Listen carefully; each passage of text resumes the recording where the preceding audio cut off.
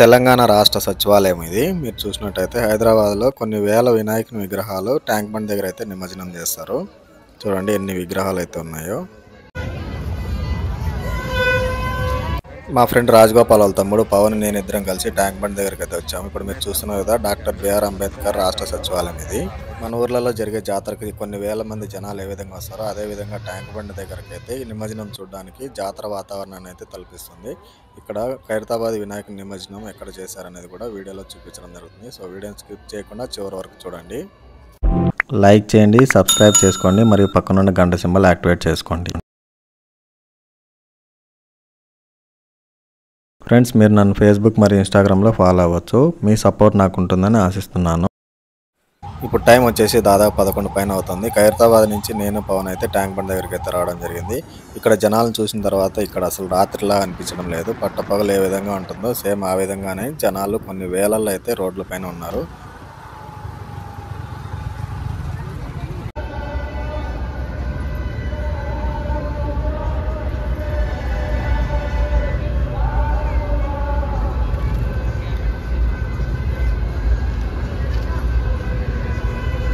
Secretariat doctor BR Ambedkar సచివాలయం. ఇప్పుడైతే రాజగోపాల్ వచ్చి అంబేద్కర్ భవన్ మీకు వెనక చూసినట్లయితే బ్యాక్గ్రౌండ్లో అంబేద్కర్ భవన్. అక్కడి నుంచి అయితే ఇంకా ట్యాంక్ బండ్ వెళ్తాం.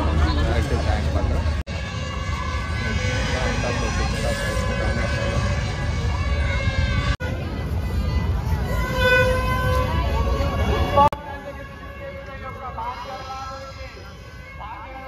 ఇప్పుడు నేను పవన్ అయితే ఇక్కడ సచివాలయం బయట నుంచి చూసినాం కదా, అంతగా వ్యూ సరిగ్గా కనిపించలేదు. ఇక్కడ ఉన్న పోలీస్ వాళ్ళని పర్మిషన్ అడిగి గేట్ నుంచి దగ్గర 10 మీటర్ల వరకు అయితే లోపలికి అలో చేస్తారు. అక్కడి నుంచి అయితే మనము సచివాలయం చూడొచ్చు మరియు వీడియో కూడా తీసుకోవచ్చు. అంతకు మించి అయితే లోపలికి అలో చేయరు.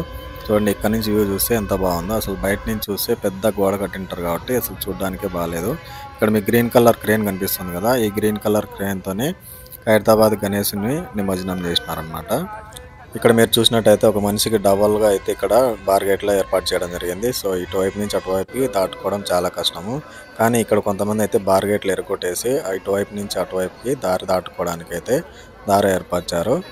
ఆ దారి గుండా అయితే మేము కూడా వచ్చేసినాము. తర్వాత పోలీసులు వచ్చి ఆ బార్గేట్లు అయితే మూసేయడం జరిగింది. లేకపోతే మొత్తం కూడా ఇటువైపు నుంచి అటువైపు రోడ్డు అంతా తిరుక్కొని ట్యాంక్ బండ్ని చేరుకోవాల్సి ఉంటుంది. ఉదయం నుంచి చూడండి, ఇక్కడ క్రేన్లు కంటిన్యూగా ఒకదాని తర్వాత ఒకటి టోకన్ తీసుకొని మరీ వినాయకుడిని అయితే నిమజ్జనం చేసినారు. ఇక్కడ మీరు చూసినట్టయితే వినాయకుని విగ్రహాలు కొన్ని మునిగాయి, కొన్ని మునగలేదు. ఇంకా క్రేన్లు కూడా నైట్ 11 పైన అవుతానే కూడా వర్క్ జరుగుతూనే ఉంది. ఇక్కడ కొన్ని బండ్లు అయితే అసలు మొత్తం లారీల మీద ఊరేగింపుగా వస్తున్నారు. కొన్ని బండ్లు మాత్రమే అలో చేస్తున్నారు, కొన్నింటిని టోకన్ ప్రకారం అలో చేయట్లేదు.